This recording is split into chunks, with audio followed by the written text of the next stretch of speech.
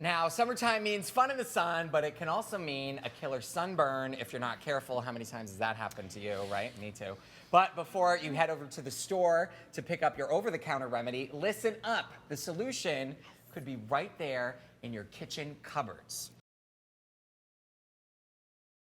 Yes, and obviously it's always best to avoid a sunburn altogether, but as you said, it does happen. And there are traditional remedies like, soaking in a cool bath or, moisturizing, but you can find ingredients in your very own kitchen. So no need to spend extra. Okay, is there anything we should be putting into that cold bath you're talking about? Yes, there are things you can put into the bath, but before we get into that, I do want to caution you that you don't want to soak in a bath for too long, and you don't want to add soap. These can both be drying to the skin, it can cause irritation and kind of exacerbate that peeling that can happen and the pain. So, getting back to the bath.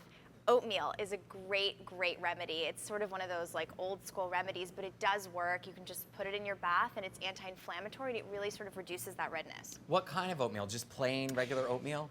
Grind it up in a blender or food processor and those little flakes, just throw it in your bath and you're good to go. And you can actually just soak in it and leave it on. You don't have to wash it off afterwards. So the longer you keep it on, the more soothing it'll be. Okay, what other items can we pull out of the cupboard? So we've got some baking soda or cornstarch. You bake with them anyway. You can also put them on your body. You can make it into a nice paste. They're very cooling and soothing, taking away again that redness.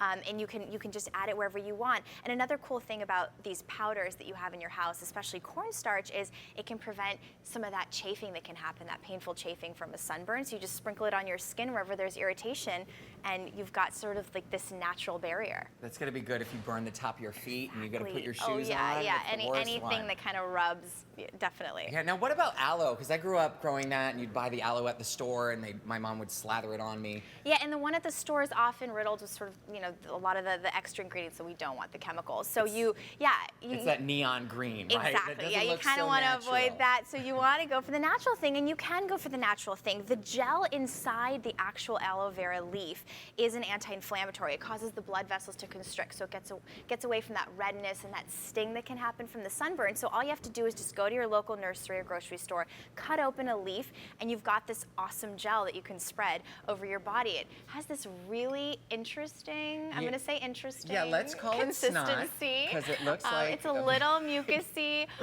but because of its thickness, it does spread easier and it does stay on the skin easier. If you had kids, that would be fun. Like they would It's be like, super oh, gross. fun. It's fun for anyone. I was staring at it for a long time before I came on set. Yeah, it's interesting there. Yes, but it's again, it's very, very soothing, and it's another traditional remedy, but you can just do it on your own. Okay, we mentioned the fridge. What about taking something out of the fridge that's cold? Because that sounds soothing. Absolutely. How good does it sound to put cool yogurt on a sunburn? Yeah, and sure. it works. It makes sense. So cool yogurt is very cooling. It gets rid of that sting and the redness.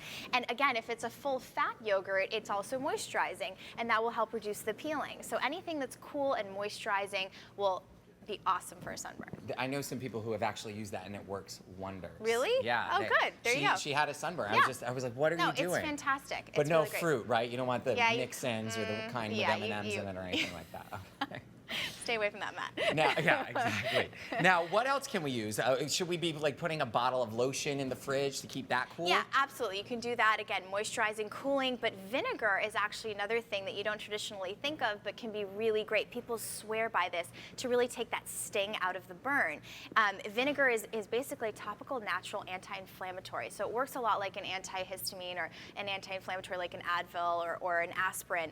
And it's great for your skin and great for a sunburn. So it takes away all that redness, and you can just apply it as a cool compress. And I like to use apple cider vinegar in its purest form, and you just put it on wherever it hurts, and it'll get that redness away. And the pH from the vinegar actually sort of equalizes your skin to promote healing. So it's good all around. Okay, now lots of remedies. It doesn't just have to be that neon green aloe in the store. No, we don't want neon green. All right, don't get burned. The most important thing. Yes, absolutely. Wear your sunscreen. Sunscreen. All right, thanks so much, You're Dr. welcome. Z.